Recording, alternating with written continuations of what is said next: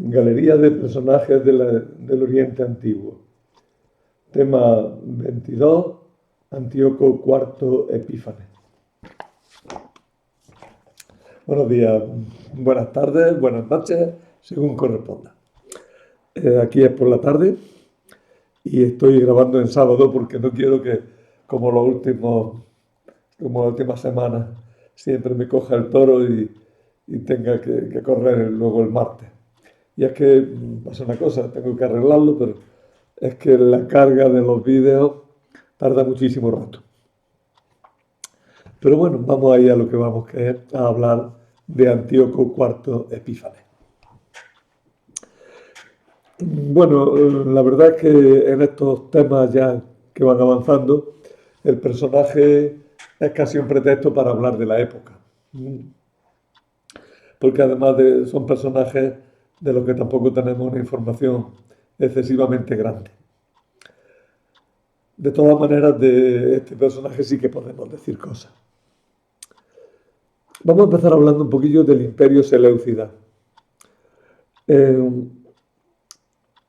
Ya hablábamos el otro día del Imperio Lágida o del Egipto, donde estaban los Ptolomeos. Y ahora pues vamos a hablar de otro de los generales, de Alejandro Magno, que fue Seleuco, que fundó un imperio enorme. Dentro de ese imperio enorme, dentro de la sucesión del tiempo, aparecerá Antíoco IV. Pero vamos por partes. El imperio de Alejandro Magno había sido muy grande, abarcando desde Macedonia y Tracia hasta la India por el este y hasta Nubia por el sur, o sea, por África. Los generales de Alejandro eran muy ambiciosos y a la muerte del rey se dividieron el imperio entre ellos, más entre peleas que otra cosa. Ya dijimos que en principio quisieron nombrarse como regentes del imperio, pero al final se nombraron reyes. Casandro se quedó en Grecia, Lisímaco se quedó con Tracia y Anatolia, Antígono, que había obtenido en primer lugar Anatolia, murió en la batalla de Ipsos. Ya le faltaba aquí una letra y no. Ya. En el año 301. Ptolomeo acabó quedándose con Egipto y Seleuco, que es el que nos importa ahora, conocido luego como Seleuco I Nicator, se quedó con Asia Central, Mesopotamia y Grecia, poniendo en un primer momento su capital en Babilonia. Y entonces, si nosotros miramos al mapa, podríamos decir que Seleuco fue el verdadero heredero de Alejandro. Aquí tenemos el de arriba, este señor, es Seleuco I Nicator. Y fijaros, en el mapa lo gris es el imperio de Seleuco. Como veis, el que salió como heredero del imperio asiático de Alejandro. Sin embargo, el prestigio lo tenía Grecia y lo tenía la parte europea. Por eso los que tuvieron Macedonia, Tracia y los reinos de Anatolia, pues también se consideraron siempre muy importantes. Y aprovecho para deciros que en los apuntes pues tenéis estos materiales que siempre son muy útiles para seguir el tema. Aquí tenéis los sucesores de Seleuco, pero quiero hablar un poquillo antes y después ya hablamos de los sucesores. Aunque Seleuco I tuvo que renunciar a la India en el año 305, recibiendo a cambio un ejército de elefantes, para que os hagáis una idea, que no he puesto imágenes con elefantes porque la verdad es que no he encontrado ninguna que me gustara y que fuera realmente útil. Pero los ejércitos de esta época ya se caracterizan por el uso de elefantes. Lo usaron esta gente, los seleucidas, luego lo usaron también los cartagineses con Aníbal, ¿no? El- bueno, pues Seleuco, a cambio de no meterse en la India, pues recibió una especie de compensación con un ejército de elefantes. Eh, Expandió su territorio a costa de los otros diadocos. Ya sabéis, diadocos son los sucesores, son los generales sucesores. Todos estos nombres que he dicho antes, ¿no? Casandro, Antígono, Lisímaco, Seleuco, el otro es de Egipto, Ptolomeo. Todos estos fueron los diadocos. Pues Seleuco, aunque renunció a la India, tuvo que expandir su reino a costa de los otros diadocos. Y incorporó a Anatolia, que se la arrebató a Lisímaco, y Palestina, que se la arrebató a los Ptolomeos. En un lugar estratégico, junto a la costa mediterránea, fundó la ciudad que llamó Antioquía sobre el Oronte y la hizo capital de su imperio occidental. Vamos a ver si aquí la conseguimos ver. Es que el problema es el enfoque. Está justo aquí. Vamos a ver. A ver si con el otro lo consigo hacer. Ahí está, ahí. En la esquinilla esa. La veis ahora en el Golfo ahí. Ahora sí se ve, ¿no? Ahí fundó Antioquía. Mientras que también fundó en el otro extremo, pues fundó, por el otro lado, fundó Seleucia, que fue la capital de la parte oriental.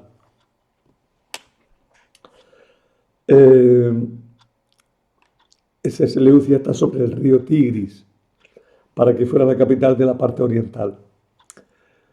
En Seleucia estableció como regente a su hijo Antíoco Sóter, que gobernó con él del 291 al 281, y cuando murió Seleuco, pues heredó el reino hasta que él mismo falleció el año 261.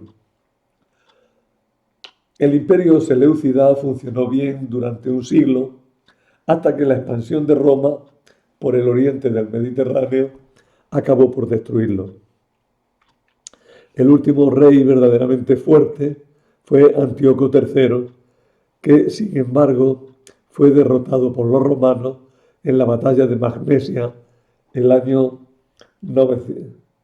Lo he puesto mal el año, luego tengo que corregirlo, porque he puesto 1900 antes de Cristo y es un error gordo. Sería 190 antes de Cristo. Sí, creo que es 190.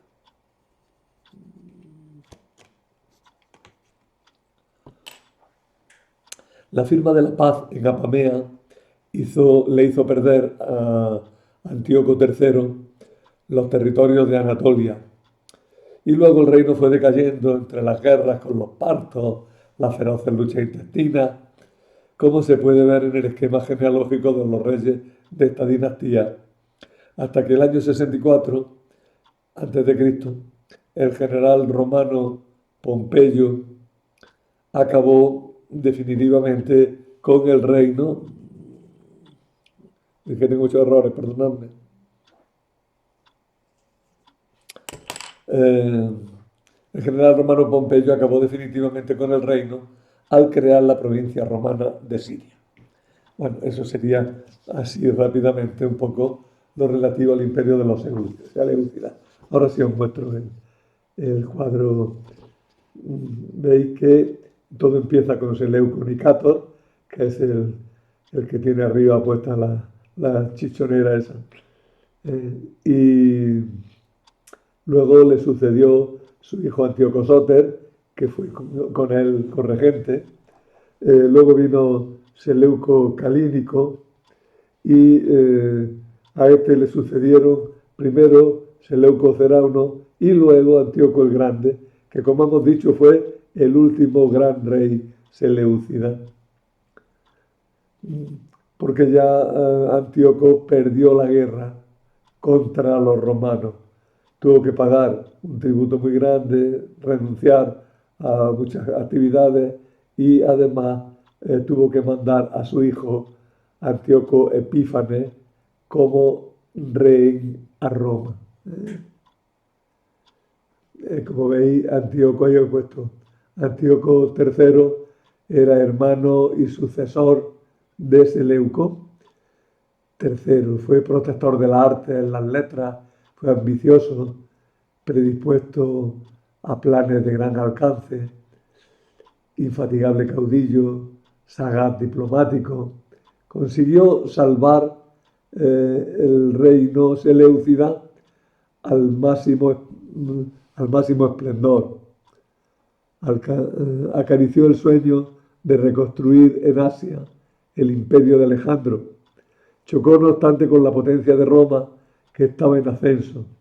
Fue vencido en Termopla el 191 y en Magnesia el 190 por Gneo Lucio Cipión. Fue obligado a firmar la dura paz de Apamea y fue asesinado al intentar expoliar el templo de Belo, de Baal. Estos siempre estuvieron con poco dinero y asaltaban los templos sin pudor ninguno. Bueno, pues Antíoco III el Grande fue el padre de Seleuco IV Filópator, de quien se deriva una gran rama de la familia, pero en realidad cuando murió Seleuco IV le sucedió Antíoco IV Epífanes, pero como veis ya ahí aparecen los reyes todos peleándose unos con otros. Ver detenidamente este cuadro puede ayudaros a entender un poco cómo el reino a partir de Antíoco III el Grande ya empieza en una decadencia tremenda a causa de las peleas entre los diversos pretendientes al trono. El imperio seleucida estaba formado por una mezcla de pueblos de Oriente y Occidente, con diversas formas de cultura, religión y tradiciones administrativas. Seleuco y sus primeros sucesores fueron conscientes de que había que gobernar respetando los valores específicos de cada pueblo, pero buscando a la par una homogeneización para la que serviría de base la cultura griega. Alejandro había mantenido esta forma de gobierno. En cada lugar respetaron los elementos religiosos. Ay, Dios mío, es que me ha salido especialmente mal. Tradicionales, pero introdujeron las diversas divinidades griegas que generalmente mantuvieron una convivencia pacífica con los antiguos cultos, no así en Palestina como veremos. En cuanto a la forma de llevar la administración del Estado, copiaron el modelo persa, centralizando el gobierno y descentralizando las labores administrativas, manteniendo la forma de gobierno de las satrapías. Las satrapías, como ya sabéis, eran provincias gobernadas por un sátrapa que tenía una independencia bastante grande, salvo que estaba siempre a las órdenes del jefe, del emperador, del rey supremo, que lo tenía normalmente muy vigilado. Incluso existía un cuerpo de espías en Persia, ¿no?, al que se le llamaba los ojos y oídos del rey, ¿no? Y bueno, los sátrapas, sin embargo, tenían un poder grande sobre su satrapía. Ese modelo lo siguieron también los seleucidas en su gobierno.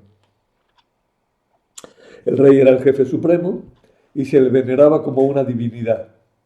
Eso es muy característico de los reyes helenísticos, la divinización del rey.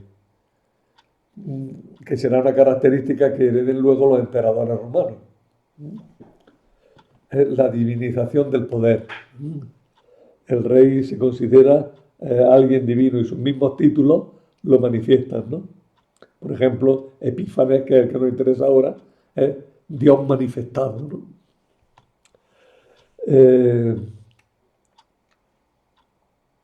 A la cabeza de cada satrapía, además, había un sátrapa que se ocupaba de la administración civil y estaba acompañado por un estratega o general que se ocupaba de los asuntos militares.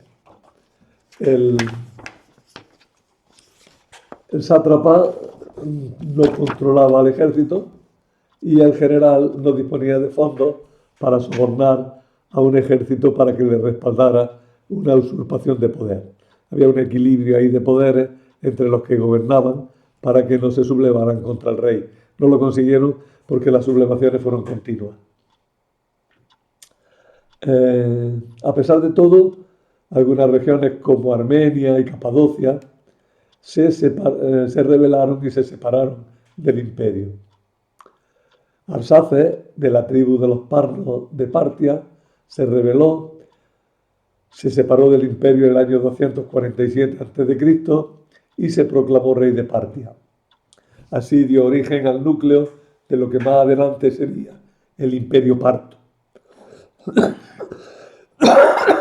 que fue el único imperio que pudo hablar de tú a tú con los romanos. En el año 245, el gobernador regional, Diodoto de Bactria, también se separó, creando el reino griego-bactriano de la frontera oriental. Como veis, fueron cayendo partes muy notables del imperio, poco a poco, por estas sublevaciones. Es que un territorio tan grande era casi imposible en ese momento, con las circunstancias que existían, de mantenerse unido. También hubo que mantener frecuentes guerras contra los demás diadocos, pues todos querían ampliar su poder, a costa de los demás. La destrucción que lleva consigo la guerra fue una de las causas más importantes de la decadencia de los reinos helenísticos. Bueno, creo que esta presentación del imperio seleucida, quizás muy rápida, muy abreviada, pero nos ha hecho descubrir un mundo que, más que descubrir, intuir, como asomarnos por una rendija a un mundo que desgraciadamente es bastante desconocido a nivel general. La verdad que se sabe muchísimo, que hay muchos libros escritos, que hay artículos que a nivel universitario pues, es bien conocido, pero a nivel popular, a nivel de la gente, estos imperios helenísticos son poco conocidos y conviene pues tener un poco esta visión de ellos. Pero como os digo, ya todo esto lo hemos hecho para hablar de un personaje muy, muy concreto, que es Antíoco IV Epífanes, que es este señor. También lo tenemos aquí en una moneda. A primera vista parece que no se parecen tanto, pero si os fijáis bien, sí os daréis cuenta de que, bueno, cierto aire se dan. La verdad es que las monedas nunca han sido demasiado buenas para mantener la fisonomía de una persona, ¿no? Antíoco IV Epífanes, en griego Antiojos Epifanes, Dios manifestado. Nació el año 215 a.C. En realidad su nombre era Mitridates, que es otro nombre de familia entre los seleucidas.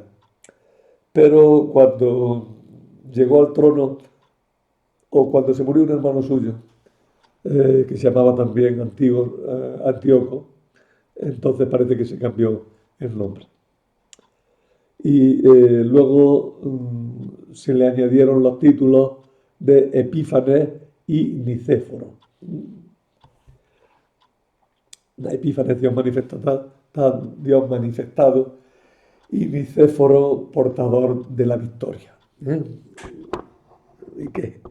¿Y qué es victoria? Bueno, era hijo, como hemos dicho, de Antíoco III Mega o el Grande, a consecuencia de los términos de la paz de Apamea, que exigía al rey sirio a enviar un hijo suyo a Roma. El príncipe tuvo que residir desde el año 188 en Roma como rehén. Pero cuando su hermano Seleuco se hizo con el trono al morir su padre el año 187, fue sustituido como rehén por el hijo de Seleuco, que años más tarde también sería rey, con el nombre de Demetrio I. Así es que ya tenemos que Antíoco, que ha estado prisionero, rehén en Roma. Roma gozaba de toda la libertad que quería y era un príncipe bien conocido. Y sabéis que en Roma se siguió una política de tener a los príncipes de reinos de diversos sitios, bien como rehenes, bien como pupilos, para darle una especie de corte a los gobernantes romanos y también a la par para tener más controlados los reinos y para crear un ambiente prorromano en todos los reinos. Así es que aquí hemos tenido a Antíoco IV, que había estado viviendo en Roma, seguramente como un gran príncipe, pero como rehén a la par. Seleuco IV, hermano de Antíoco, murió asesinado por Heliodoro 2 años después, el año 185. Pero Antíoco fue rápido y se quedó con el reino. No dejó que fuera Heliodoro el que se quedara con el reino. De este Heliodoro sí nos habla la Biblia cuando habla de los macabeos. Ahora contaremos su historia.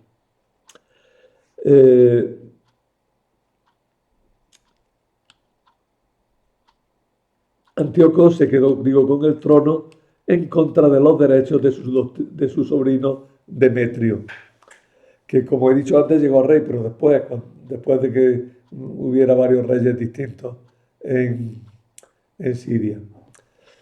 Pero vamos a hablar de Antíoco. El nuevo rey, Antíoco IV, se enfrentó con Ptolomeo VI de Egipto, que reclamaba Palestina. Como veis, o como sabéis, Palestina es el punto de contacto entre los dos reinos. Bueno, vamos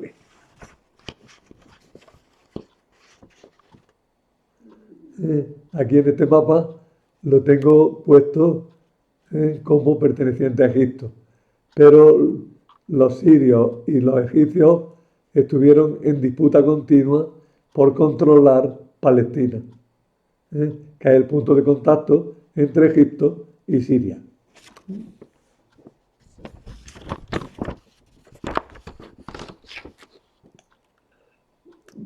Antíoco atacó, invadió Egipto y conquistó casi todo el país, con la salvedad de la capital, Alejandría. Hoy tengo la nariz totalmente tapada.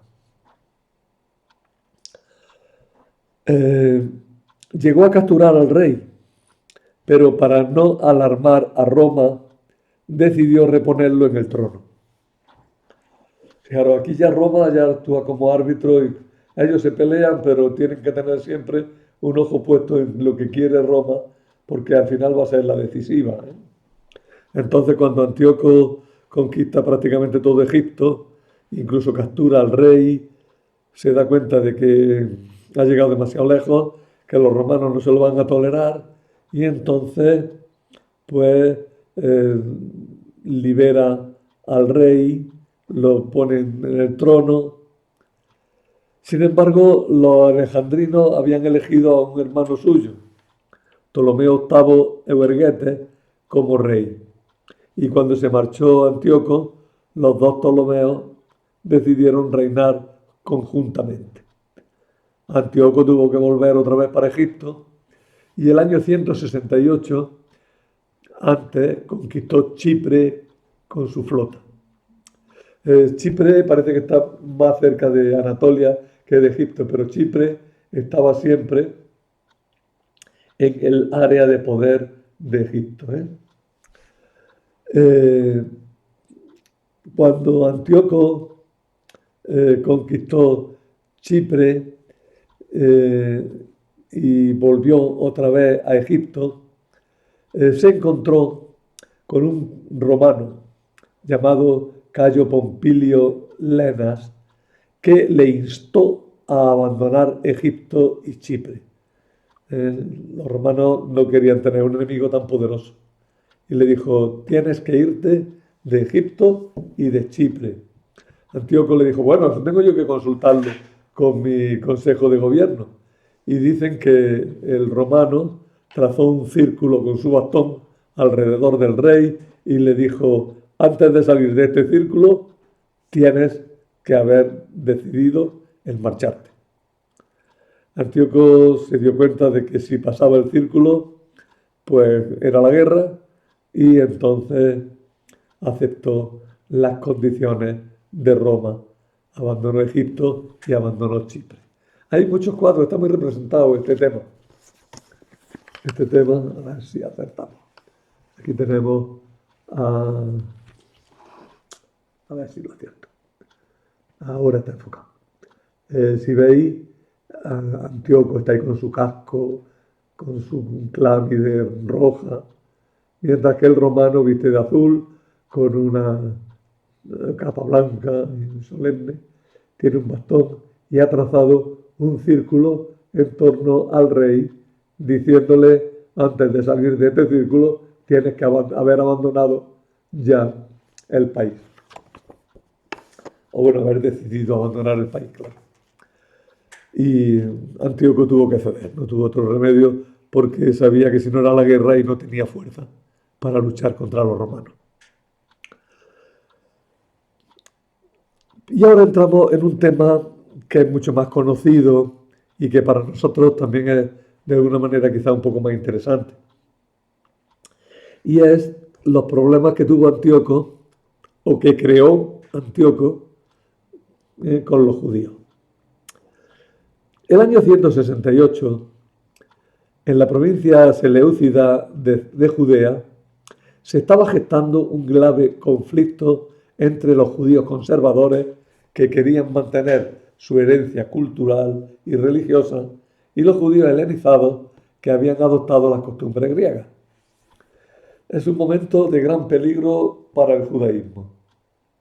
Lo que está de moda es ser griego y lo progresista y lo que es admirado es vivir a la manera griega. Y sin embargo, eso como siempre pues, provocó una reacción contraria muy fuerte. El año 200, Palestina había pasado a estar bajo el control de los gobernantes helenistas de Siria. Al principio todo iba bien para los judíos, que habían visto confirmadas sus leyes, y los sacerdotes del templo habían sido exonerados de pagar tributos por Antíoco III. Pero Seleuco IV, necesitado de dinero, porque estaban siempre de guerra y la liquidez monetaria era el gran problema de esta gente continuamente. Y como los templos, sobre todo los templos nacionales, funcionaban como bancos centrales, pues cada vez que le faltaba dinero, los reyes iban al templo y arrebataban todos los bienes que había. Seleuco estaba necesitado de dinero y envió a Heliodoro, este que hemos dicho que luego lo mató. Al general Heliodoro lo mandó a Jerusalén con el fin de llevarse el dinero del templo. La misión de Heliodoro fracasó. Podéis leerlo en 2 Macabeos 3. Pero la situación empezó a cambiar. En el Vaticano, en la sala Borgia, Rafael pintó, entre otras cosas, el episodio de Heliodoro. Heliodoro es el que está caído abajo y el del caballo y otro que va detrás son dos ángeles que le propinaron una gran paliza. Como no logro enfocar bien, no se ve demasiado bien. Pero si os metéis en internet y ponéis General Heliodoro o buscáis las estancias del Vaticano pintadas por Rafael, pues sin duda que encontraréis este gran dibujo. Heliodoro fracasó, le pegaron una paliza tremenda a los ángeles, pero la situación, ya digo, empezaba a cambiar. Era sumo sacerdote Onías III, hijo de Simón el Justo, descendiente de Sadoc. De este Onías quería haber hecho un tema, pero me di cuenta luego que no tenía apenas material. Así es que preferí dejarlo así como un recuerdo, simplemente. De él se habla, ya os digo, en el libro de los Macabeos y también en el elogio de los antiguos que hace el libro del Eclesiástico. Onías tenía una fuerte oposición en Jerusalén por parte de los helenistas, de los progresistas, del partido favorable a los griegos. Cuando Heliodoro volvió a Antioquía sin el dinero, asesinó a Seleuco IV. Pero no fue su hijo Demetrio, sino Antíoco, quien asumió el poder. Mientras, un hermano de Onías III, llamado Jesús, del partido helenista, tomó el nombre griego de Jasón y ofreció dinero a Antíoco IV si lo nombraba sumo sacerdote. Antíoco IV depuso a Onías y dio el puesto a Jasón. Bueno, esto de los dobles nombres ya estamos acostumbrados a oírlo, ¿verdad? En la época del Señor y desde esta época de los primeros líos con los griegos, los judíos empezaron a utilizar dos nombres, el suyo hebreo y otro griego. Generalmente buscaban que se parecieran los nombres, pero no siempre se parecían. Luego veremos, por ejemplo, en el próximo tema, hablaremos de la reina Salomé, hebreo, Alejandra, griego, que los nombres no se parecen, ¿no? Pero bueno, Jesús, que era sumo sacerdote, que era hermano de Onías, pues compró el sumo sacerdocio y se puso el nombre de Jasón.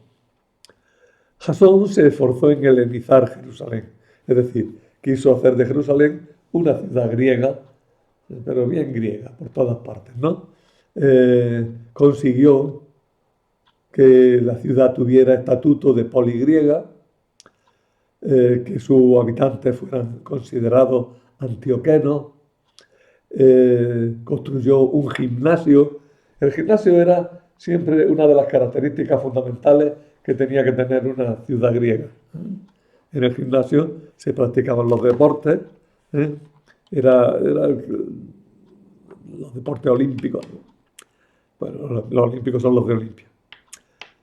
Pero se practicaba eso, el culto al cuerpo, en definitiva, ¿no? Total, que habían helenizado a Jerusalén. Un personaje que se llamaba Menelao, que era administrador del templo, pues viendo que eso de ofrecer dinero pues daba resultado, también ofreció dinero a Antíoco IV y adquirió el puesto de sumo sacerdote. Jasón tuvo que huir de Jerusalén. Ahora se había producido un salto cualitativo importante, porque Jasón todavía era de la familia de los Seleucidas, de los sadoquitas, de los sumos sacerdotes que venían siéndolo desde Salomón. Pero Menelao ya no era de la familia de Sadoc. Así es que, por primera vez,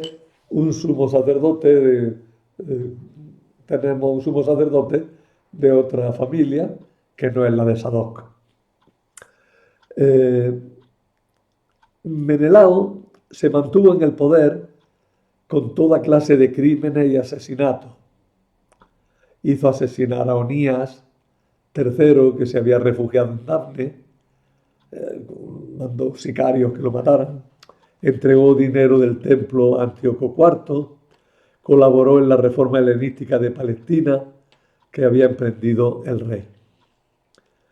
Antíoco IV hizo que se construyera en pleno Jerusalén una fortaleza que se llamó el Acra, como residencia de la guarnición militar antioquena que estaba en Jerusalén, y como bastión de la poli griega de Jerusalén. Cuando luego después Jerusalén caiga en manos de los macabeos, el Acra se mantendrá como polis griega. Ahora vemos algo. Unos decretos reales pretendían acabar con las leyes judías de modo que los judíos quedaran sometidos a la ley común del reino. Por eso se prohibió la circuncisión, se destruyeron los libros de la ley de Dios, se abolió el descanso del sábado, se pusieron altares paganos en todas las ciudades y el templo de Jerusalén se dedicó al Dios del cielo, que se identificaba con Zeus olímpico.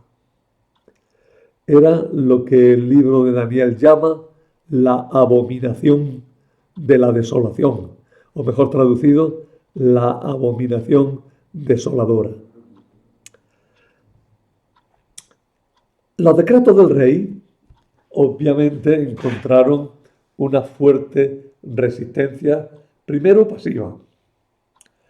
Los judíos ortodoxos formaron un fuerte partido llamado los Hasidim, o sea, los piadosos.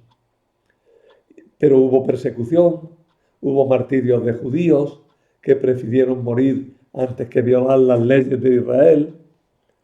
En el segundo libro de Macabeo se nos cuentan algunos de esos martirios.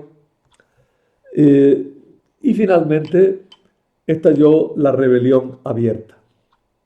No lo he puesto en los apuntes, pero hay otro frente de oposición que no es ni la oposición pasiva ni la rebelión abierta, sino que es la rebelión ideológica y cultural con el movimiento apocalíptico, es decir, con todo un movimiento de pensamiento que dio lugar a los libros que llamamos Apocalipsis o Revelación, que era un movimiento entre secreto y bien conocido, ¿no?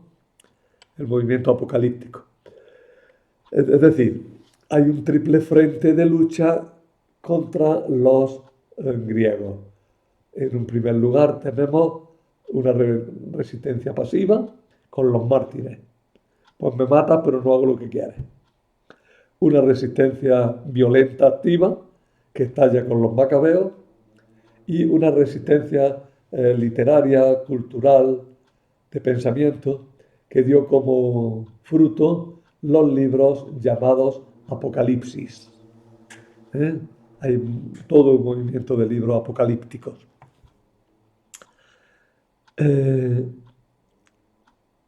Finalmente, estalló la rebelión abierta.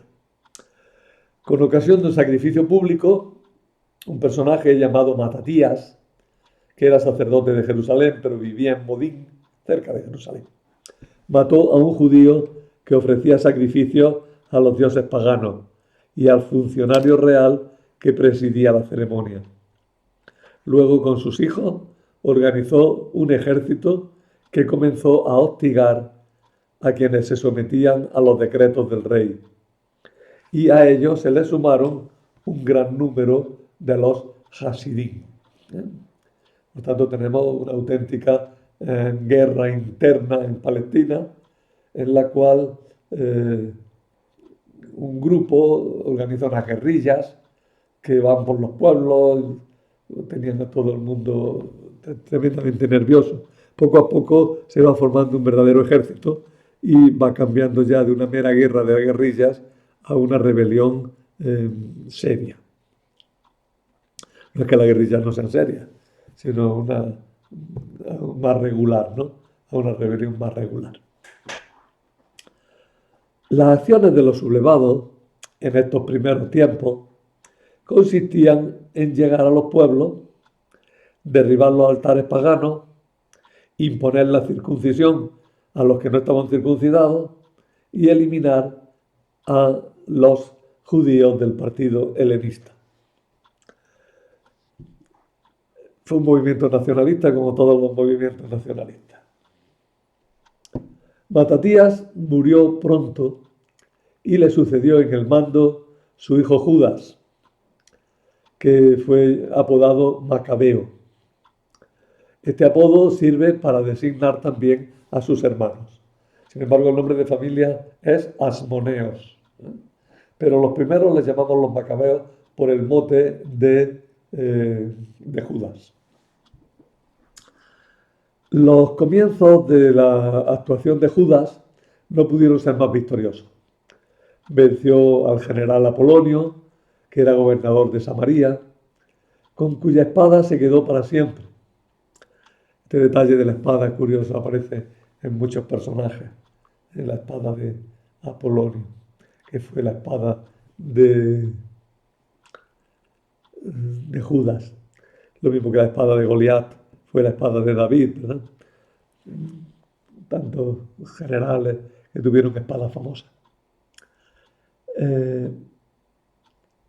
Venció también a Serón, que era gobernador de Celesiria.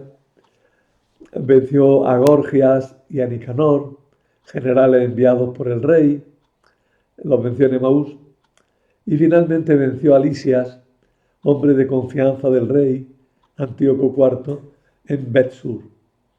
Todas estas victorias se pudieron llevar a cabo porque los griegos en ese momento estaban implicados en una guerra mucho más importante contra los partos y no disponían apenas de fuerza para mandarla a sofocar la sublevación de Judea. Los partos procedían de la zona del mar Caspio y desde el siglo III comenzaron su expansión hacia Persia y Mesopotamia. Llegaron hasta la misma Jerusalén en los momentos de su máxima expansión. Ellos conquistaron incluso Jerusalén, que la arrasaron, dicho sea de paso. Fueron el único enemigo que pudo hablar a los romanos de tú a tú. En la época que estudiamos, reinaba sobre los partos Mitrídates I, cuyo reinado fue uno de los momentos más gloriosos de este pueblo. Es curioso que incluso los enemigos de los griegos tienen nombres griegos. Eso quiere decir que la cultura griega había penetrado muy profundamente, ya sobre todo en las clases dirigentes. Entre los mismos judíos que se sublevan, enseguida empiezan a aparecer los nombres griegos. Ahora, cuando veamos la historia de Salomé Alejandra, que es el próximo tema, veremos que ya empiezan todos a tener nombres griegos. Luchan contra los griegos, pero están helenizados. Es propio de todo este tipo de guerras. Es lo que pasó en España también, con la llamada Guerra de Independencia, ¿no? Cuando Napoleón con los franceses invade España, los españoles reaccionan contra Napoleón, pero con aquella invasión entró a chorro la cultura francesa y la ideología de la Revolución Francesa, ¿no? Una cosa será el gobierno político y otro será el prestigio cultural. Los romanos, mientras tanto, habían empezado a intervenir en Palestina, favoreciendo a Judas Macabeo. Y esto no podía ser indiferente a Antíoco IV. El resultado final fue un intento de solución política favorecido por el partido judío helenista. Los helenistas pensaron que si el rey cedía en su presión contra la ley, los Hasidim se separarían de Judas y éste cesaría en su rebelión. Pero no consiguieron nada. Judas logró conquistar Jerusalén, menos el Acra. El Acra era la fortaleza, que mantuvo su estatuto de poligriega. Y consiguió purificar el templo el día 14 de diciembre del año 164 a.C. Con ese motivo nació la fiesta llamada la Hanukkah o de la dedicación, que continúa celebrándose hoy día, que es la fiesta judía que se celebra aproximadamente por nuestras Navidades y cuyos elementos más folclóricos llegan a mezclarse con los de la Navidad. Por ejemplo, las luces en la ventana. Poner luces en las ventanas en algunos países del norte es propio de los judíos, pero también pasa a ser en muchos casos propio de los cristianos. Las tradiciones y las costumbres a veces se mezclan. Judá entonces comenzó una serie de campañas por los territorios limítrofes al sur de Transjordania y llegó hasta la misma Galilea por el norte. Pretendía ayudar a los judíos de esas regiones que estaban en minoría frente a los paganos y estaban sufriendo vejaciones por parte de sus conciudadanos. Muchos de estos judíos se fueron a vivir a Jerusalén, que gozaban de auténtica independencia. Finalmente, el año 166 a.C., Antíoco organizó unos juegos deportivos en Dafne, que es un suburbio de Antioquía, y posteriormente emprendió una campaña contra el reino parto. Y en el año 164 o 163 le sobrevino la muerte en una ciudad llamada Tabas o Gabas, causada por una enfermedad, según unos, porque otros dicen que murió asesinado por una conjura, incluso que murió en batalla. Los autores actuales suelen decir que murió de enfermedad. Cuando él murió, le sucedió su hijo Antíoco V Eupator. Su reinado, el reinado de Antíoco IV, fue la última época de fuerza y cierto esplendor para el reino seleucida, que tras su muerte ya sí comenzó un progresivo declive muy rápido que acabó, como hemos dicho antes, cuando el año 67, no me acuerdo cuándo fue, sí, el 64, cuando el año 64 Pompeyo depuso al rey Antíoco XIII Filadelfo y creó la provincia romana de Siria. Ya tendremos ocasión de hablar de algunas cosas de estas si se cumple un poco el plan que tengo en mente. Así es que seguimos hablando. El próximo día hablaremos de la reina Alejandra Salomé, un personaje poco conocido por nosotros, pero también interesante.